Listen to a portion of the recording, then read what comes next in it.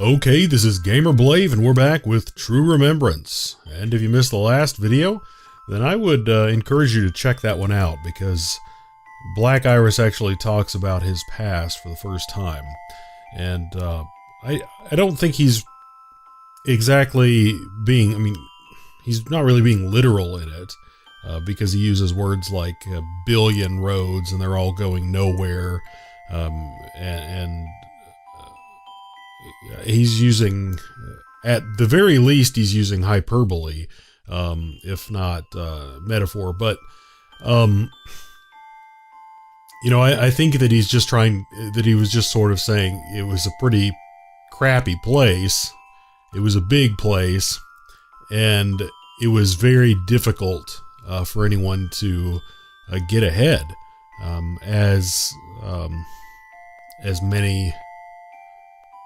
many people probably experience in similar situations, until his abilities were discovered.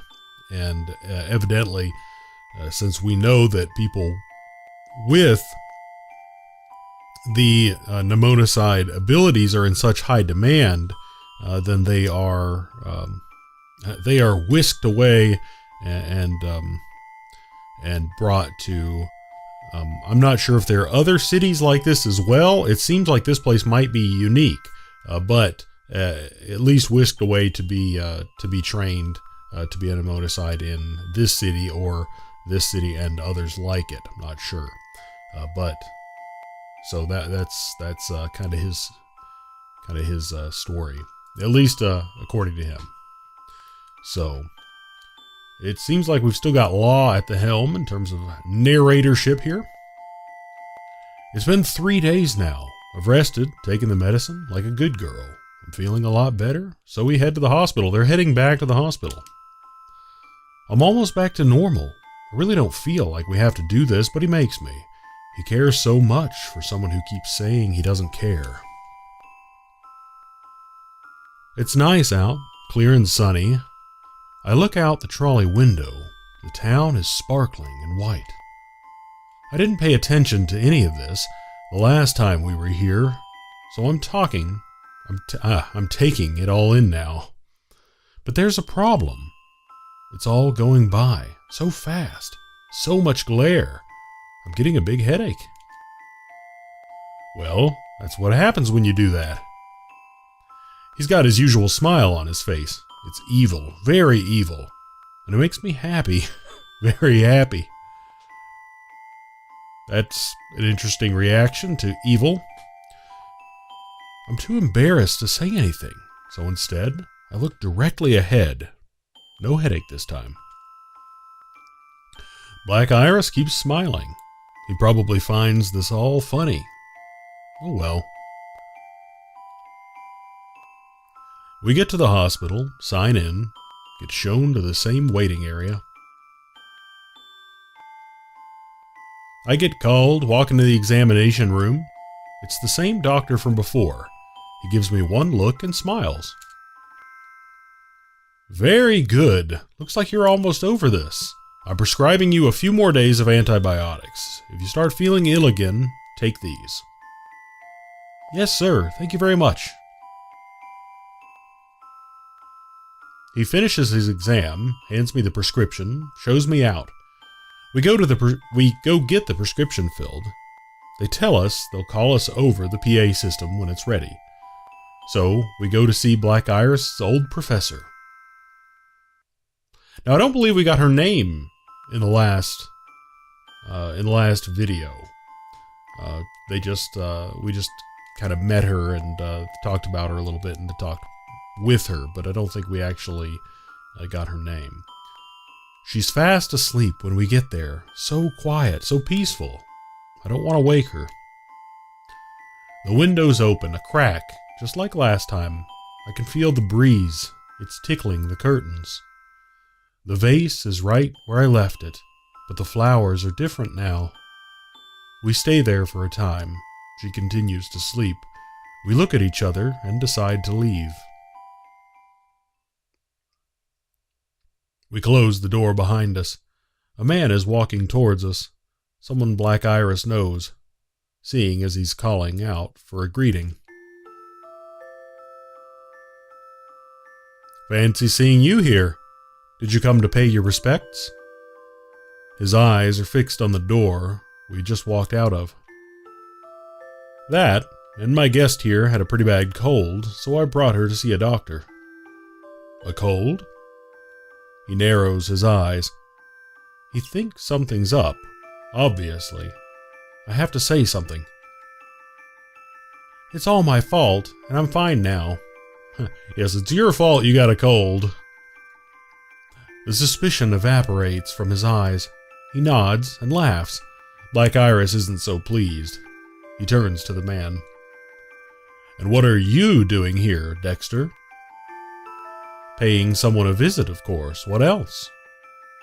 Dexter rummages in his coat pockets, brings out a music box, very cute, with a red ribbon tied on it. A very nice gift indeed. "The professor?" "Wrong. An acquaintance." "And this acquaintance of yours? The lore?" "Wrong again. It's just a normal disease, so to speak." "Huh. He's had enough of questions, looks like, so he goes on the offensive." "So Blackiris, tell me, have you seen Maria yet?" Blackiris stiffens. He shuts himself up again. That very same place where I can't reach. Now I wonder if Maria was the professor. Not sure. I'm going to go ahead and write the name down so I can remember it, as I am horrible with names. But then he closes his eyes and shakes his head once. "That's none of your business." "Perhaps not." Dexter smiles easily, too easily. The PA system crackles to life. They call several patients' names, including mine, so my prescription's ready. "I'll go get it. Wait for me in the front lobby, okay, Law?" I nod. Dexter watches Blackiris run off. Then he turns to me. I'm not getting rid of him, not that easily. Great. "You two have become quite close, I see. Good, good. But you must tell me, is it working?" Perhaps I shouldn't answer, but this annoys me. The way that question was asked, I have to respond. "It is." Dexter smiles back at me, wryly. "Then that's fine.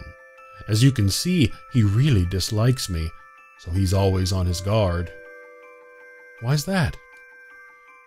He takes a while, looking for the right words, and then, "I stole the most precious thing in the world from him." I look up at him then, and just as quickly look away. It takes me a lot, all civility I have, to nod.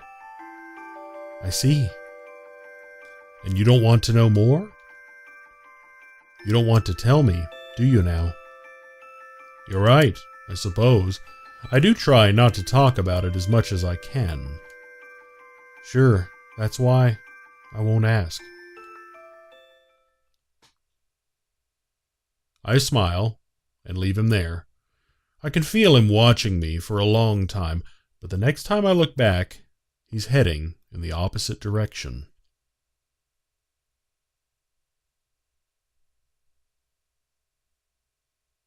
That night, I leave my room quietly and head downstairs. I proceed slowly. Don't want to make any sounds. Don't want to wake Blackiris up. Moonlight's streaming in from the curtains. The living room's full of stolen light, and he's fast asleep on the couch, as usual. I kept asking him to buy a bed, but he always gave me some excuse and never bought one. He's so stubborn. I know him so well. Know him so well that I can't help but smile. I distance myself. Don't want to wake him up. Can't get too close. I watch his sleeping face. I can feel the tears. They're running down my face. But it's not because I'm sad. I've been told that this is a reflex. I just cry, can't control it, so I don't try. But this is bad. I can't see in front of me, no matter how I wipe my eyes. I want to see him. I want to see his face. I want to remember, but I can't. Now, I wonder what she's talking about remembering. This is something that I've been, draws me back to maybe a couple of episodes ago where she just says, or where Blackiris had said something. Let me see if I have it written down here. I think I did write it down. I just wonder how accessible it is. Shoot, I don't think I have it really on me right now. But Blackiris had said something, and she said it over and over again, saying that she wanted to remember. And I'm just wondering if it's that she just wants to make sure that when this is over that she can remember it. And if maybe she's just trying to sneak down there, look at his face as much while he's not aware of it, because it would be weird if she stared at him all throughout the day, just so the image of his face is burned into her memory, even when, even after the mnemonicide protocol is done. Maybe, I'm wondering if that's what she means by that. I'm not sure.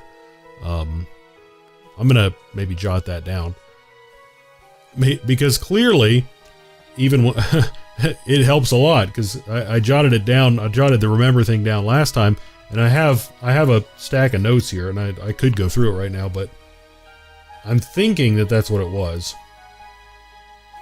Remember his face? I'm gonna put a question mark, because I'm not sure if that's what she means by that, but I'm going with that for right now. But she says, but I can't. I guess, but I can't see him. I want to see his face. I want to remember, but I can't. But I can't remember, or I can't see him. Anyway, let's continue right now, because either way, not really sure right now. Obviously she says she can't see him. So anyway, because I can still hear what he said to me. Each one of us makes a choice somewhere, somehow. And once that choice is made, then we remember, or we forget. It all depends. Okay, yeah, actually, I think this is what my note had said. What he was talking about remembering. So interesting how that came up right then. But pretty big foreshadowing and big link right there. Anyway, this is my choice. I can't think of another way. I'm sorry. What did your professor say? Good girls say goodbye with a smile? I'm so sorry. If that's true, I'm not a good girl. And so, goodbye.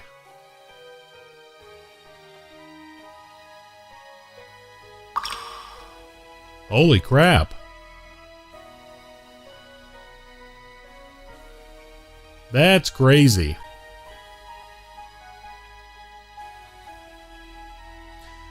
Well, on that note,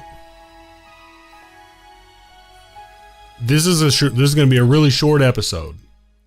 But I do think we're going to cut it there. And I'm going to go ahead and record another one right after this, and go ahead and get it out pretty quick after this one, just due to the fact that this one is so short.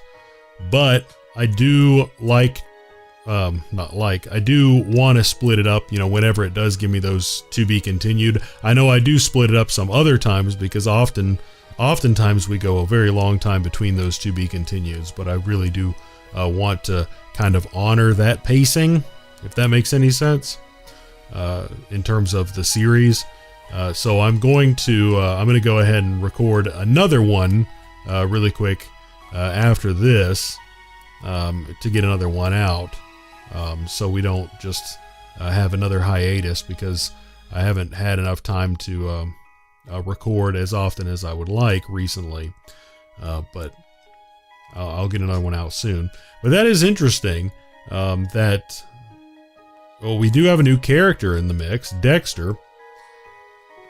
Don't exactly know what all his connection is to Blackiris. We just know that Blackiris does not appear to like this guy, and that Dexter apparently took something from Blackiris. And what that is, we don't know. Blackiris doesn't appear to want to talk about it. Dexter doesn't even want to appear to talk about it. So that's a mystery that will apparently be revealed sometime soon, hopefully. But yeah, we were just getting more stuff that's being introduced with that's shrouded in mystery, and this whole remembering thing, I'm a little fuzzy about. I gotta be honest. And the fact that Law said that she's got to say goodbye, I'm wondering exactly what she means by that. I'm wondering if she has decided at this point that she is non-willing to go through with the whole pneumonicide protocol. If she's like, you know what, I've got to remember, I'm making my choice. I do not want to forget, Dolor or no Dolor, that's it. And if staying here means that I've got to undergo this treatment, then I'm out of here. I wonder if that's what that means. I don't know. Don't know. Not sure. I want to find out. So hopefully we will find out, maybe in this next episode. So all of that being said, if you like this episode, then go ahead and hit that like button. And if you liked it a lot and you want to see the rest of this visual novel or anything else that I may be playing on this channel, and you are not currently subscribed, then go ahead and subscribe as well if you are so inclined. But regardless, as always, thanks for watching, and we're going to pick up right here next time.